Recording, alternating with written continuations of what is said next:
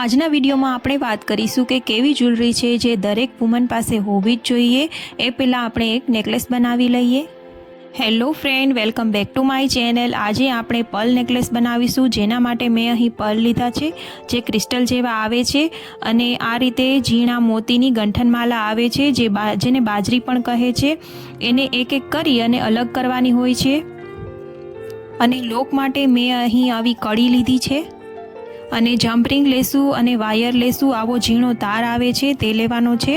Set બનાવવા માટે આ રીતનું પકડ આવે છે તે લેશું, તો આ રીતનું પકડ લેશું। હવે અહીં બધા મોતીને એક એક કરી અને અલગ કરી લેવાના છે। હવે સૌથી પહેલાં કડીની અંદર વાયરને ઇન્સર્ટ કરીને આ રીતે ડબલ વડો કરી લેવાનો છે।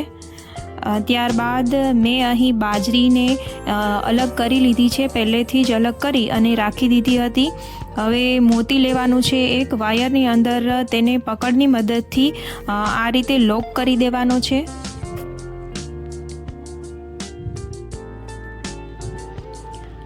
અને વાયરના પહેલેથી જ નાના નાના ટુકડા માપ પ્રમાણેના કટ કરી અને રાખી દેવાના છે। ફરી વાર વાયર લેવાનો છે અને આની અંદર ઇન્સર્ટ કરવાનો છે। તો ફરીવાર ડબલ વાયર કરી અને આપણે સૌપ્રથમ તો 4 બાજરી લેશું અને ત્યારબાદ એક મોતી લેશું।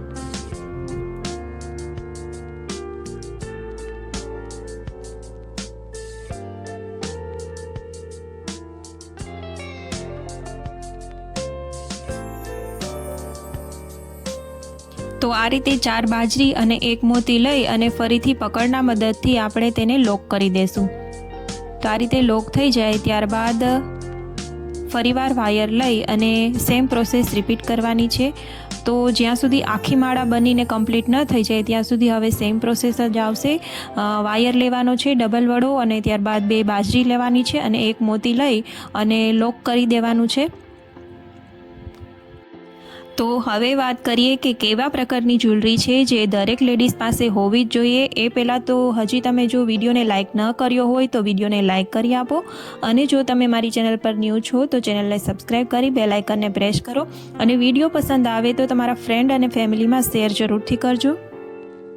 દરેક લેડીઝ પાસે જ્વેલરી તો હોય જ છે, પણ કેવા પ્રકારની જ્વેલરી છે જે તમારી પાસે હોવી જ જોઈએ, તો તેમાં સૌથી પહેલાં તો આવે છે પર્લ જ્વેલરી। એટલે કે આવી મોતીની જ્વેલરી છે જે સાડી હોય કે પછી કુર્તી હોય બધામાં ખૂબ જ સરસ લાગે છે અને લગ્ન પ્રસંગમાં પણ ખૂબ જ સરસ લાગે છે।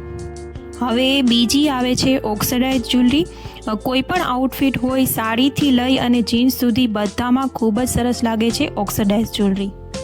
ત્રીજી આવે છે કુંદન જ્વેલરી, જે મેરેજ પ્રસંગ હોય તો તેમાં ખૂબ જ સરસ લાગે છે। કોઈ પણ રિસેપ્શન હોય, પાર્ટી હોય તો તેમાં કુંદન જ્વેલરી ખૂબ જ સરસ લાગે છે, તો તે પણ હોવી જ જોઈએ।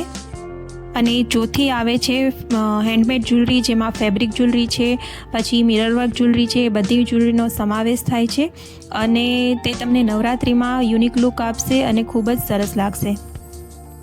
પાંચમી છે ડાયમંડ અને ગોલ્ડન જ્વેલરી, જે આપણે કોઈ પણ ફંક્શનમાં પહેરી શકીએ છીએ। લગ્ન પ્રસંગ હોય, પાર્ટી હોય કે પછી રિસેપ્શન હોય બધામાં ખૂબ જ સરસ લાગે છે। તો ગોલ્ડન જ્વેલરી અને ડાયમંડ જ્વેલરી અને હા, રેગ્યુલર જ્વેલરી તો ખરી જ। તો હવે આ બધી પ્રકારની જ્વેલરી તો બધી લેડીઝ પાસે હોવી જ જોઈએ। હવે આમાં કઈ કઈ જ્વેલરી બાકી રહે છે તે તમે મને કમેન્ટમાં જણાવો। આવી બધા પ્રકારની જ્વેલરીના વિડીયો જોવા મારી ચેનલની વિઝિટ તમે એકવાર જરૂરથી કરજો અને મારી ચેનલ પર તમને બધી જ્વેલરીના વિડીયો મળી જશે। વિડીયો પસંદ આવે તો વિડીયોને લાઇક કરી દો અને તમારા ફ્રેન્ડ અને ફેમિલીમાં શેર જરૂરથી કરજો। તો ફ્રેન્ડ, આ પર્લ નેકલેસ છે તે અહીંયા સુધી બની ગયું છે। હવે કમ્પ્લીટ થઈ જાય જ્યારે તમારી જે સાઇઝનું કરવું હોય તે સાઇઝનું તમે કરી શકો છો।